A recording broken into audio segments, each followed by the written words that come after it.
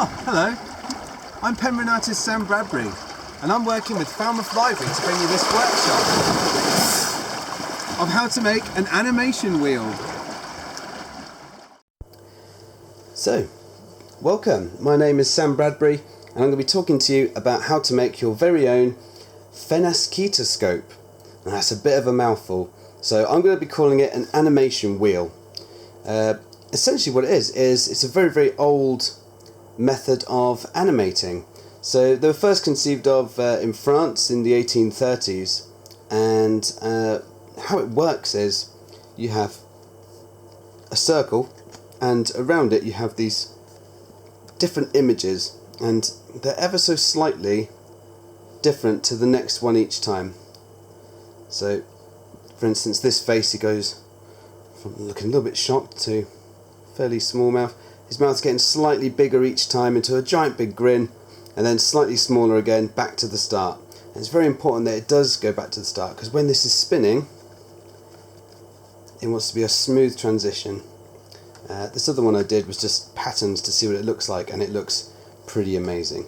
Now then, when you view these, when they're on a stick later on, you'll be viewing them from behind, and I'll be putting up a little diagram later on once we've completed them of how best to view your animation, because I tried filming it in the camera, and the rate of filming on this particular camera, it didn't quite work with the rate of how the animation was working, so it ended up looking very jolted and didn't work at all.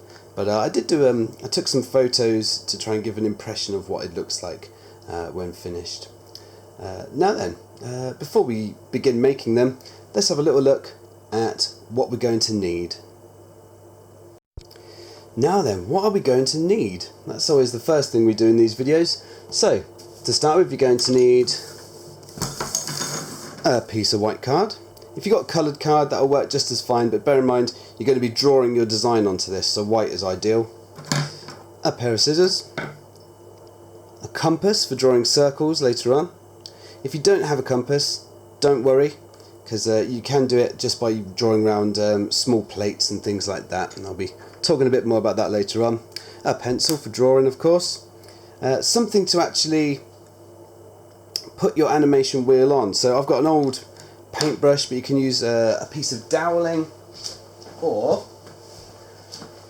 this also works well. This is the middle of a cling film roll. Basically anything that's long that you're going to be able to push a pin through. So speaking of pins, you're also going to need a push pin. Just the one was fine. Don't lose it, and be very, very careful. If you need an adult to help you later on with that, then that's absolutely fine. Just make sure you ask. You'll also need plenty of these. Let's have a look. You're going to need not coffee and twiglets, but colouring pencils and felt tip pens. Right, so we've got our ingredients for making this week's animation wheel. Let's get started.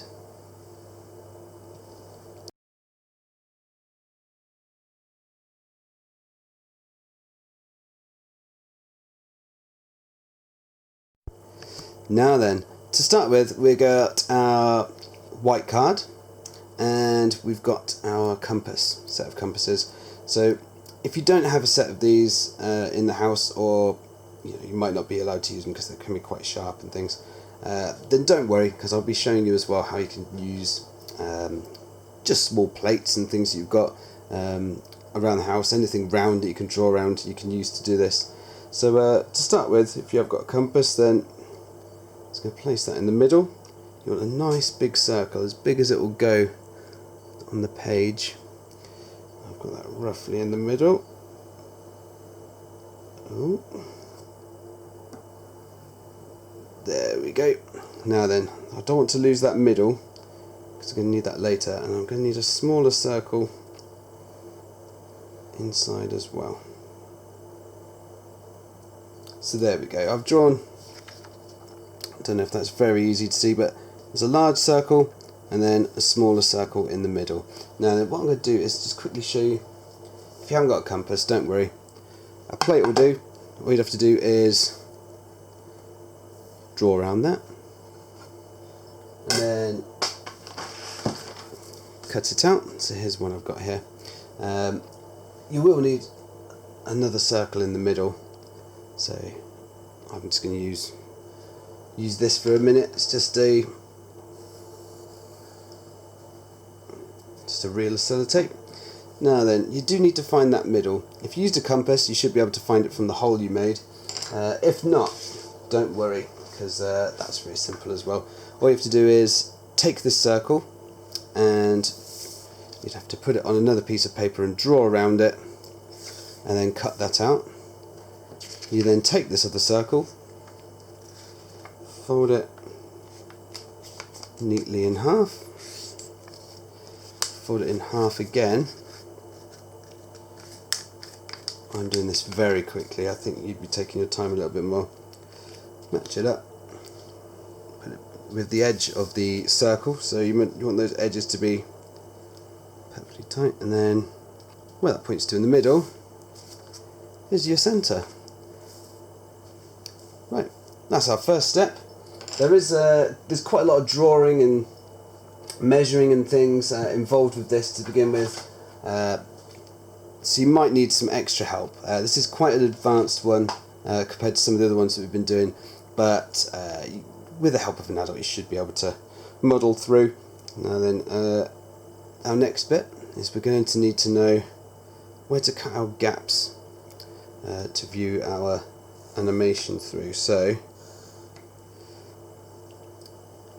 I'm just going to, I did this roughly before and it worked out absolutely fine, so I'm not going to worry too much about measuring them exactly, as long as you don't end up with, you know, tiny little ones and huge fat ones.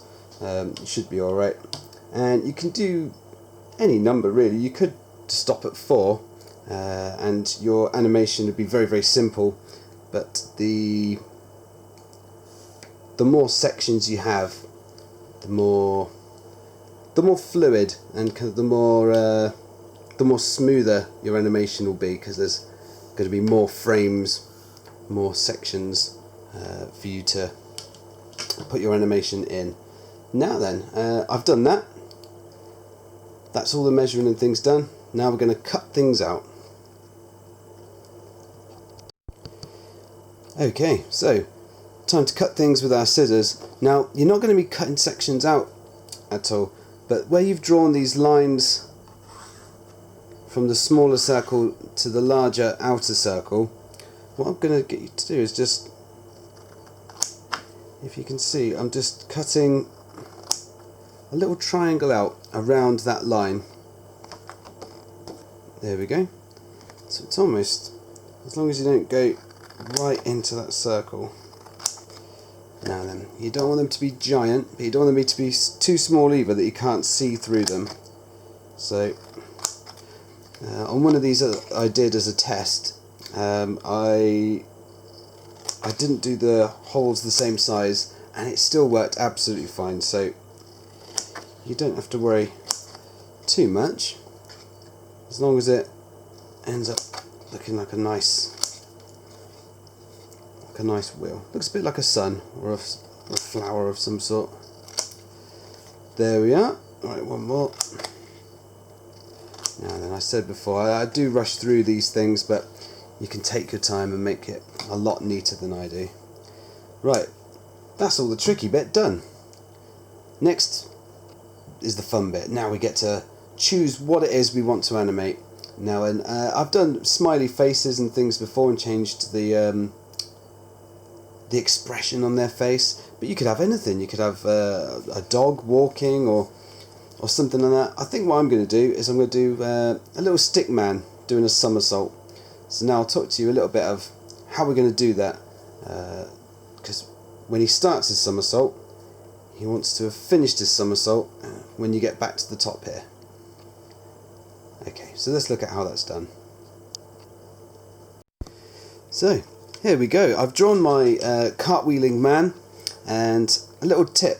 So here he is at the start, just stood upright, and what you want to do is halfway round you want him to be doing the opposite. So there he is upside down, and then you kind of fill in the gaps. So then he's going, oh, now I'm back on my feet. Oh, I'm back at the top. So here he is, tumbling over with skill, and then quickly flipping back onto his feet. I'll show you with some of the other ones that I've done, similar how that works. So just moving, he's just moving a little bit at a time. Slightly smile, a slightly bigger smile, a great big massive smile, and then slowly coming back to where we began. And then as you animate that, as you look at that, when it's span in the mirror, you should be able to see it look really good. Now then, if you're doing things on white card and you're just using pencil or pen or something like that, I do recommend colouring the outside, because it makes it a lot clearer when it comes to viewing your animation wheel at the end as to what's going on. So what I'm going to do now is I'm going to take the time to colour around all of this around this chap who's doing the cartwheel, and when I've done that, I'll show you how to fix it to your stick, and then we're nearly done. Now then, I've coloured in my cartwheeler and drawn around him in a darker pen just so he's a little bit easier to see, and now we need to fix this to something solid so that it can spin freely using our pin. So I've got our pin just here, and I tried this out just a minute ago actually on just a good sturdy piece of card. If you're struggling to find something to use, then that works just fine. There's also tubes, things like that. Old paintbrush I've used before, works really well, but obviously quite difficult to put our pin into. So I'm going to use this strong card, I think, for this bit. If you're struggling to find something, an old pencil, things like that, that works absolutely fine. But make sure you ask an adult for help with this part, because it can be a little bit tricky.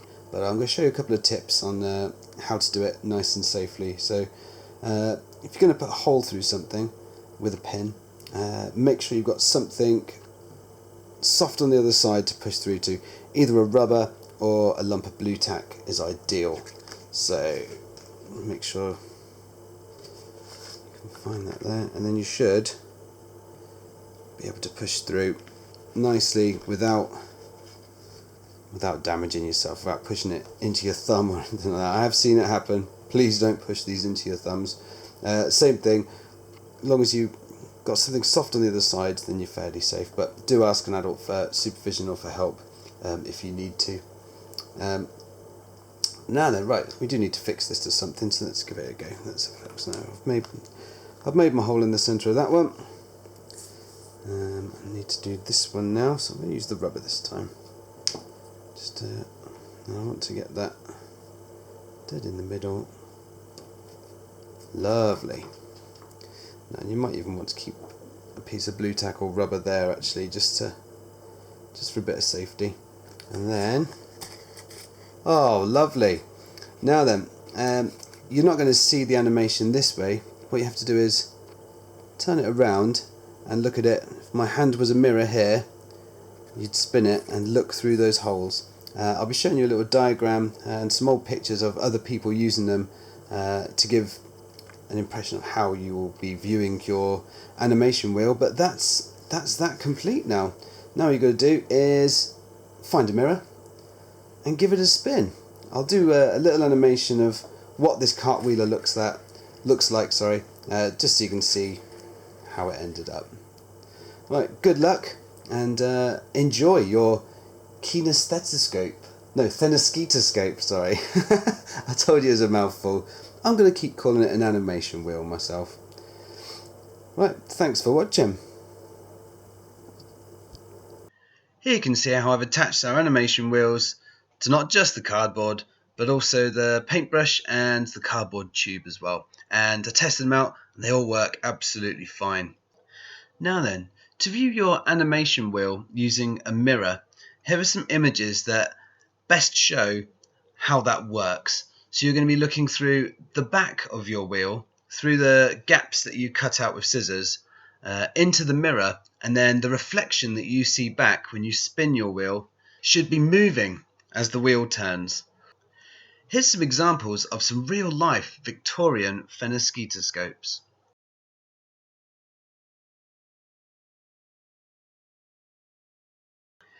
This video was brought to you by Falmouth Library as part of the 2020 Silly Squad Summer Reading Challenge. For more information, visit Falmouth Library or find them on Facebook. This video was brought to you by Sam Bradbury Art.